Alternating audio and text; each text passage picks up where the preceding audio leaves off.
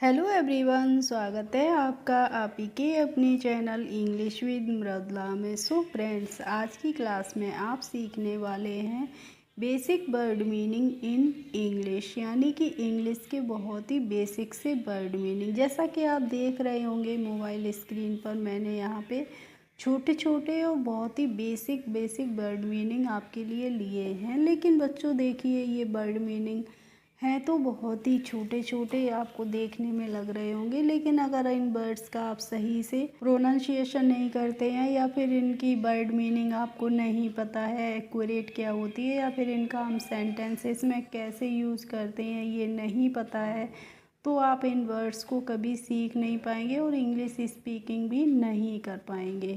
इसीलिए आज की क्लास बहुत इम्पोर्टेंट होने वाली है। तो आपको करना क्या है बच्चों, आपको वीडियो को बिल्कुल भी स्किप नहीं करना है और शुरू से लेके लास्ट तक फुल वॉच करना है।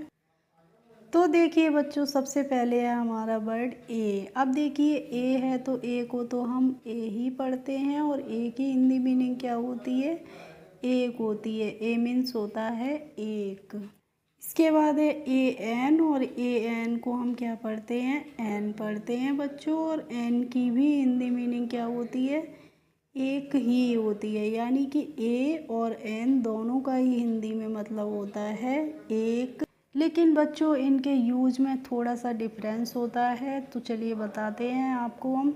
तो देखिए बच्चों, ए एन जो होता है ये हम यूज करते हैं इंग्लिश के जब वॉवेल्स से कोई भी स्पेलिंग शुरू होती है। तो देखिए, तो बच्चों पहले तो आपको पता होना चाहिए कि हमारे इंग्लिश के वॉवेल्स होते कौन से हैं। तो देखो, होते हैं हमारे इंग्लिश के वॉवेल्स ए, ई, आई, ओ और यू। ये जो 5 लेटर्स मैंने लिखे हैं ये हमारे इंग्लिश के होते हैं बच्चों, वॉवेल्स। और कोई भी स्पेलिंग जब इनसे शुरू होती है, इन लेटर्स से शुरू होती है, तो उसके पहले हमें क्या लगाना होता है, एन लगाना होता है। क्या लगाते हैं बच्चों, एन लगाते हैं। ठीक है, जैसे मैंने अगर बताया आपको एग, तो देखिए एग की स्पेलिंग हमारी किससे शुरू होती है, ई डबल जी, यानी कि एग। तो ई से जब हमारी स्पेलिंग शुरू हो रही है तो वहाँ पे उसके पहले हम क्या लगाएंगे, ए का यूज करेंगे। सॉरी, ए का यूज़ नहीं करेंगे, किसका करेंगे, एन का करेंगे। ठीक है, और कोई भी स्पेलिंग जब इन 5 लेटर्स को छोड़ के हमारी शुरू हो रही है कॉन्सोनेंट्स से, तो कॉन्सोनेंट्स हमारे बच्चों होते कौन से हैं, ए, ई, आई, ओ और यू को छोड़ के जो हमारे 21 लेटर्स इंग्लिश अल्फ़ाबेट के बच्चे, वो सभी हमारे क्या होते हैं, कॉन्सोनेंट्स होते हैं। तो इनसे जब स्पेलिंग कोई भी शुरू होगी तो उसके आगे हम लगाते हैं बच्चों ए। चलिए एग्जाम्पल देखते हैं। जैसे दिस इज़ ए हाउस, तो यहाँ पे देखिए मैंने हाउस से पहले क्या लगाया है, ए लगाया है। तो एच के हमारा होता है कॉन्सोनेंट होता है, इसलिए उसके पहले हम ए लगाएंगे। और अगर मैंने कहा कि इट इज़ एन एप्पल, यह है एक सेव है, तो वहाँ पे हम क्या लगाएंगे, एप्पल से पहले बच्चों ए एन लगाएंगे। ठीक है, अब है ए एन डी, और इसको हम पढ़ते हैं एंड। एंड की हिंदी मीनिंग होती है और। एंड मीन्स क्या होता है बच्चों, और होता है। जैसे math and science are my favourite subject, math और साइंस, गणित और विज्ञान मेरे पसंदीदा विषय हैं। और जो भी बच्चे मेरे चैनल पर नए हों, पहली बार हों, तो चैनल को ज़रूर से कर लीजिए सब्सक्राइब, और साथ ही बेल आइकन को भी प्रेस कर लीजिए, जिससे मेरे आने वाले वीडियोज़ की नोटिफिकेशन आपके पास तक पहुंचती रहेंगी। इसके बाद है बच्चों ए एल एस ओ, और ए एल एस ओ को हम पढ़ते हैं ऑल्सो। ऑल्सो की हिंदी मीनिंग होती है भी। ऑल्सो मीन्स क्या होता है, भी। जैसे you also come with me, आप भी मेरे साथ आ सकते हैं। नेक्स्ट है ए जी ए आई एन, और इसको बच्चों हम अगेन पढ़ते हैं। क्या पढ़ते हैं, अगेन पढ़ते हैं। और अगेन की हिंदी मीनिंग होती है पुनः है, दोबारा। जैसे मान लीजिए आपसे कोई सवाल करवाया किसी टीचर ने और आपने उसको सही से नहीं किया, गलत कर दिया, तो वो आपसे कहता है डू इट अगेन। इसका मतलब होगा बच्चों कि इसको पुनः करिए, यानी कि इसको दोबारा से करिए। या फिर ट्राई अगेन, ट्राई बार बार कोशिश करो। अब AFTER और उसको हम पढ़ेंगे आफ्टर। आफ्टर की हिंदी मीनिंग होती है बच्चों बाद में। आफ्टर मीन्स बाद में। जैसे सी कम्स आफ्टर मी, वह मेरे बाद में आती है। अब AT और इसको बच्चों हम एट पढ़ते हैं और एट की हिंदी मीनिंग होती है पर, यानी कि हम जब किसी छोटी जगह की बात करते हैं तो वहाँ पे हम एट का यूज करते हैं। जैसे मैंने कहा my father is at the station, मेरे पिताजी स्टेशन पर हैं। इसके बाद है ANY और इसको हम पढ़ते हैं बच्चों एनी। एनी की हिंदी मीनिंग होती है कोई। जैसे टीचर कुछ भी क्लास में समझाता है तो वो पूछता है एनी प्रॉब्लम, यानी कि कोई समस्या। या फिर आप एग्ज़ाम देने जाते हैं बच्चों तो आपको क्वेश्चन पेपर मिलता है, उसमें सबसे ऊपर लिखा रहता है अटेम्प्ट एनी 5 या फिर 7 या फिर 10, जितने भी क्वेश्चंस उसमें करवाने होते हैं। तो उसका मतलब क्या होता है कि कोई से भी 5, 7 या 10 प्रश्न करिए। अब देखो BUT और बच्चों BUT को हम बुट नहीं बट पढ़ते हैं। बट की हिंदी मीनिंग होती है लेकिन। नेक्स्ट है BY और BY को हम पढ़ेंगे बाई। बाई की हिंदी मीनिंग होती है से या फिर द्वारा। जैसे I go to school by bus, में स्कूल बस से जाता हूँ, ठीक है। अब है BEFORE और बच्चों इसको हम पढ़ते हैं बिफोर। बिफोर की हिंदी मीनिंग होती है बच्चों पहले। बिफोर मीन्स पहले। जैसे he has came before me, वह मुझसे पहले आ चुका है। अब BOTH और बच्चों इसको हम पढ़ते हैं बोथ। BOTH both. बोथ की हिंदी मीनिंग होती है दो, दोनों। यानी कि जब हम दो लोगों के बीच में कंपैरिजन करते हैं, दो लोगों की बात करते हैं, तो वहाँ पे बच्चों हम बोथ का यूज करते हैं। जैसे आप किसी को मैरिज एनिवर्सरी विश करते हैं तो आप क्या लिखते हैं happy marriage anniversary both of you, आप दोनों को शादी की सालगिरह मुबारक हो। इसके बाद है देखो BEST और इसको बच्चों हम बेस्ट पढ़ते हैं। बेस्ट की हिंदी मीनिंग होती है सर्वश्रेष्ठ, यानी कि सबसे जो अच्छा होता है उसको हम क्या बोलते हैं बेस्ट बोलते हैं।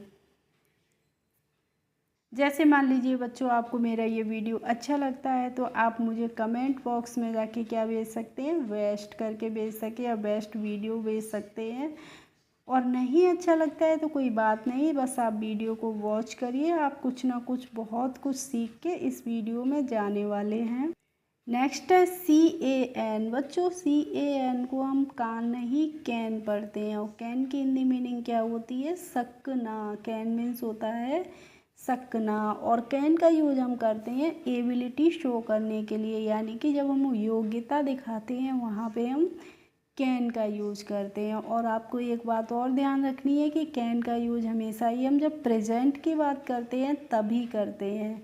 तो हम कैसे करेंगे, जैसे अगर मैंने बच्चों बताया आई कैन सी, मैं देख सकता हूँ, तो इसका मतलब क्या हुआ देखो आई कैन सी यानी कि मैं देख सकता हूँ, तो यहाँ पे देखिए मैं प्रेजेंट की बात कर रही हूँ। और कैन का मतलब कहाँ क्या है, यहाँ पे योग्यता बता रही हूँ कि मैं देख सकती हूँ। आई कैन रीड, मैं पढ़ सकती हूँ। आई कैन स्विम, मैं तैर सकता हूँ। नेक्स्ट है COULD। तो देखो बच्चों सबसे पहले तो आपको ये रूल समझना है कि किसी भी शब्द में जब L के बाद D आता है तो वहाँ पे जो L होता है उसका हमें प्रोनाउंसिएशन नहीं करना होता है, इसीलिए इसको हम बच्चों कुल्ड नहीं पढ़ते हैं, क्या पढ़ते हैं कुड। और कुड की भी हिंदी मीनिंग होती है सकना, यानी कि कैन और कुड दोनों का ही हिंदी मीनिंग बच्चों होता है सकना। तो मैंने आपको कैन का बता दिया कि जब हम प्रेजेंट में एबिलिटी शो करते हैं तो वहाँ पे हम कैन का यूज़ करते हैं। और बच्चों हम कुड का यूज़ कब करते हैं, जब हम पास्ट में एबिलिटी अपनी बताते हैं तो वहाँ पे हम कुड का यूज करते हैं। जैसे अगर आपसे किसी ने कहा कि आई कुड स्विम, तो इसका मतलब हो जाएगा कि मैं तैर सकता था, यानी कि अब नहीं तैर सकता हूँ। आई कुड सी, मैं देख सकता था। आई कुड प्ले, मैं खेल सकता था। तो डिफरेंस आपको क्लियर हो गया।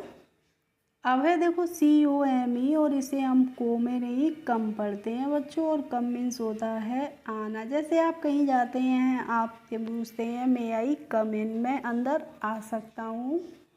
इसके बाद है CLOSE, और बच्चों इसको हम पढ़ते हैं क्लोज। क्लोज मीन्स क्या होता है, बंद करना। जैसे आपसे बोला किसी ने क्लोज योर आइज, अपनी आंखें बंद करिए।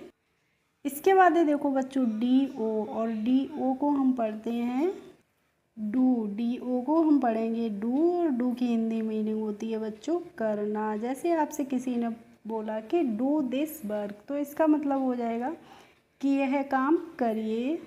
इसके बाद है DID, और इसको हम पढ़ेंगे डिड, और डिड की हिंदी मीनिंग होती है किया। डिड मीन्स क्या होता है बच्चों, किया। जैसे कोई भी काम पास्ट में जब हो चुका होता है तो वहाँ पे हम डिड का यूज करते हैं। जैसे दे डिड दिस वर्क, उन्होंने यह काम किया।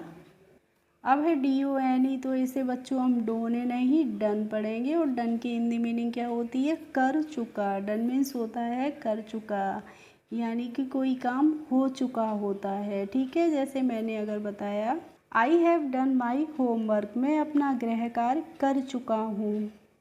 अब है DUST, तो इसे हमें डस्ट नहीं पढ़ना होता है बच्चों, डस्ट पढ़ते हैं। और डस्ट की हिंदी मीनिंग होती है धूल, मिट्टी। जैसे there is a dust everywhere, वहाँ पर चारों तरफ क्या है, धूल है।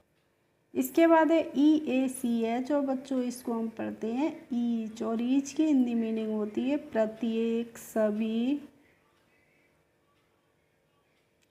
जैसे distribute the toffees each of the student, हर एक बच्चे में क्या बांट दो, टॉफ़ियाँ बांट दो। और बच्चों आपको ध्यान रखना है कि ईच का यूज हम हमेशा ही करते हैं 2 या 3 से जब अधिक लोगों की हम बात करते हैं। ठीक है, या फिर देखो EITHER, और इसको हम पढ़ेंगे आइदर।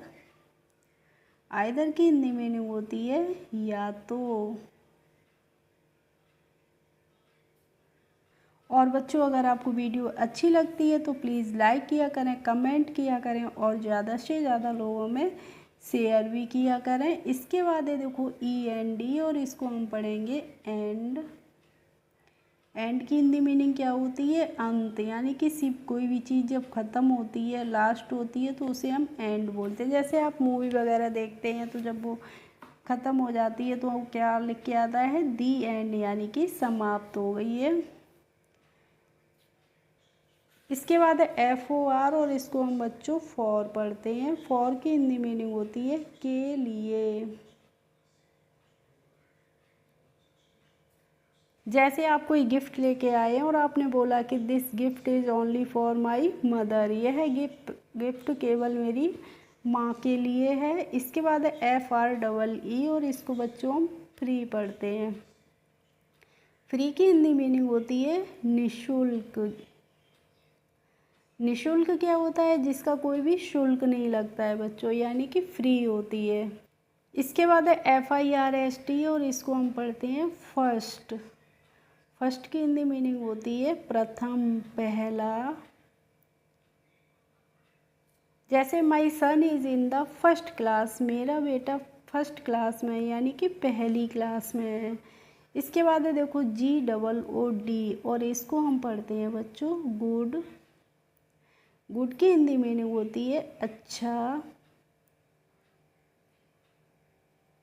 जैसे she is a good girl, वह एक अच्छी लड़की है। You are a good boy, तुम एक अच्छे लड़के हो।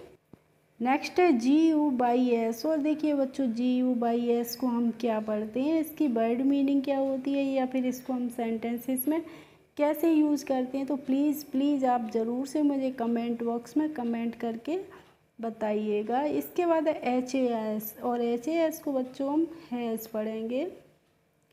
हैज़ की हिंदी मीनिंग होती है रखना। जैसे सी हैज़ ए कार, उसके पास एक कार है, यानी कि वह एक कार रखती है। अब है HAD और इसको हम बच्चों हेड पढ़ते हैं। और हेड मीन्स क्या होता है? हेड मीन्स होता है रख चुका।